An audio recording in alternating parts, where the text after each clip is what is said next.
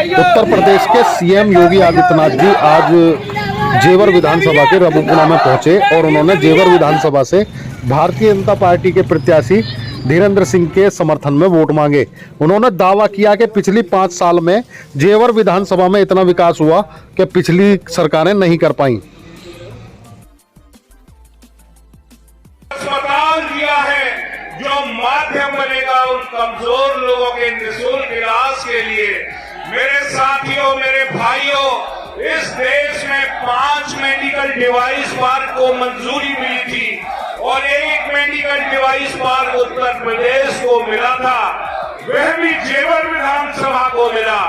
मैं आपसे कहना चाहता हूं कि जेवर से एक संदेश जाना चाहिए पूरी देश और दुनिया में कि जिस भारतीय जनता पार्टी और उसके मुख्यमंत्री योगी आदित्यनाथ जी ने इस जेवर एयरपोर्ट में एक प्रगति का पथ प्रशस्त किया है, हम सबकी नैतिक जिम्मेदारी बनती है कि यह जेवर विधानसभा इस उत्तर प्रदेश के चुनाव में एक इतिहास रचे। चरण चुनाव के सभी 58 विधानसभा सीटों पर भारतीय जनता पार्टी के कमल चुनाव चिन्ह के लिए प्रथम चरण के सभी मतदाताओं से अपील करना चाहता हूं। भाइयों बहनों, बेटी सबकी होती है और बेटी तो बेटी होती है।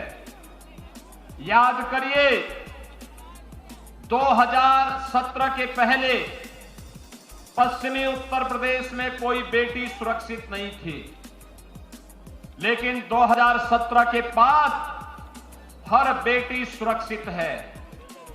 2017 के पहले छोटी छोटी बातों को लेकर के तनाव होता था और तनाव के बाद कर्फ्यू लगता था।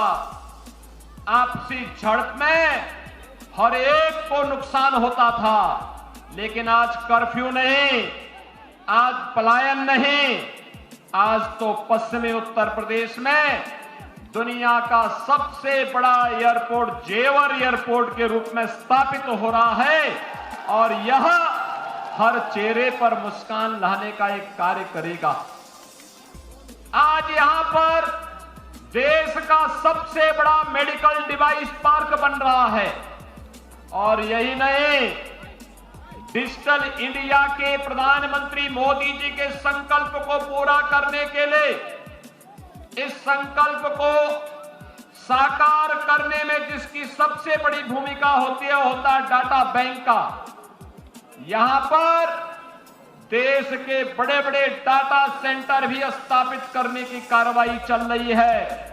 तो भाइयों बहनों, ये वही क्षेत्र है 2017 के पहले जहां कानून व्यवस्था ध्वस्त थी, अराजकता चरम पर थी, और आज यहां पर पूरी मुंबई की फिल्म सिटी यहीं पर स्थापित होने के लिए आ रही है। भाइयों बहनों, विकास का कार्य हो, सुरक्षा का मामला हो, कानून व्यवस्था के मुद्दे हो, किसानों से जुड़े हुए मुद्दे हो या युवाओं से जुड़े हुए मुद्दे, या फिर गरीब कल्याणकारी योजनाओं के माध्यम से हर एक गरीब के जीवन में खुशहाली लाने का कार्यक्रम, भारतीय जनता पार्टी की डबल इंजन की सरकार ने 43 लाख से अधिक गरीबों के घर एक घर उपलब्ध करवाने का कार्य किया। 2 करोड़ 61 लाख गरीबों को एक शौचालय उपलब्ध करवाया। 9 करोड़ गरीबों को 5 लाख रुपए की स्वास्थ्य बीमा का कवर दिया, कार्य किया। 2 करोड़ 61 लाख गरीबों को एक शौचालय उपलब्ध करवाया। 9 करोड़ गरीबों को 5 लाख रुपए की स्वास्थ्य बीमा का कवर दिया और 15 करोड़ लोगों को कोरोना कालखंड में डबल इंजन की सरकार है तो राशन का भी डबल डोज उपलब्ध कराने का कार्य यही सरकार कर रही है। फ्री वैक्सीन, सबको वैक्सीन। कितने लोगों ने वैक्सीन ली है अब तक? भाइयों बहनों, मैं आपका अभिनंदन करता हूं। ये वैक्सीन देश की कोरोना के खिलाफ लड़ाई में विजय का संकल्प है। आपने देश को जिताने के लिए, कोरोना महामारी को भगाने के लिए, एक एक जीवन को बचाने के लिए वैक्सीन लिया। मैं आपका अभिनंदन करता हूं। लेकिन भाइयों बहनों, जिन लोगों ने वैक्सीन का विरोध किया था, उनका मुंहतोड़ जवाब देने की आवश्यकता है। याद करिए, ये वही लोग हैं। मैं आज चौधरी अजीत सिंह का एक बयान पढ़ रहा था। चौधरी अजीत सिंह जी ने एक बात कही थी। उन्होंने कहा था, जिस गाड़ी में सपा का झंडा, समझो बैठा है कोई कुख्यात गुंडा। ये किसी और ने नहीं कहा था, चौधरी अजीत सिंह ने कहा था। और यही कारण था, सपा की सरकार जब भी आई, उन्होंने पश्चिमी उत्तर प्रदेश को डार्क जोन बना दिया। क्या सपा की सरकार के समय बिजली मिलती थी?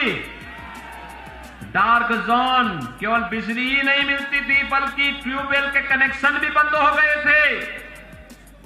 भाइयों बहनों, जब डार्क जोन हो जाएगा तो हैंडपंप पानी दे पाएगा क्या?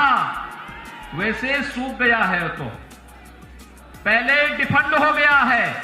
और भाइयों बहनों, इसीलिए मैं आपसे आह्वान करने के लिए आया हूं। धीरेन्द्र सिंह ने मेहनत करके जेवर के विकास के लिए कोई कोर कसर नहीं छोड़ी है। और मुझे लगता है कि प्रदेश के अंदर अगर किसी विधानसभा क्षेत्र में सर्वाधिक विकास के कार्य हुए हैं, उनमें से कोई 10 विधानसभा होंगी, तो उनमें से एक जेवर विधानसभा होगी, जिसमें 36,000 करोड़ रुपए की लागत से तो अंतर्राष्ट्रीय एयरपोर्ट ही बन रहा है।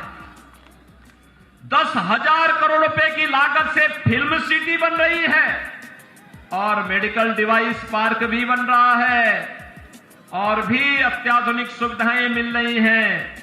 पिछली सरकारें तमंचा बनवाती थी, हम तो इसके बगल में डिफेंस कॉरिडोर बना रहे हैं। यही फर्क है।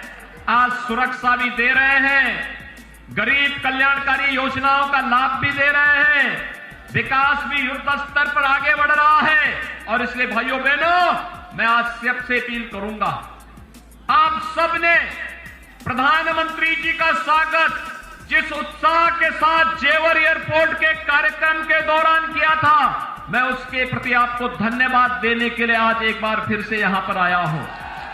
लेकिन अपील भी करने के लिए आया हूं, जेवर का एयरपोर्ट जेवर के साथ साथ पश्चिमी उत्तर प्रदेश की तकदीर को बदलने वाला है। और इसलिए 58 के 58 विधानसभा सीटों पर कमल चुनाव चिन्ह ये समृद्धि का प्रतीक होगा।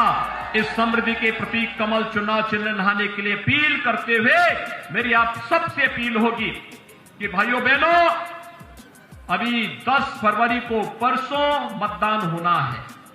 मतदान के दिन पहले मतदान और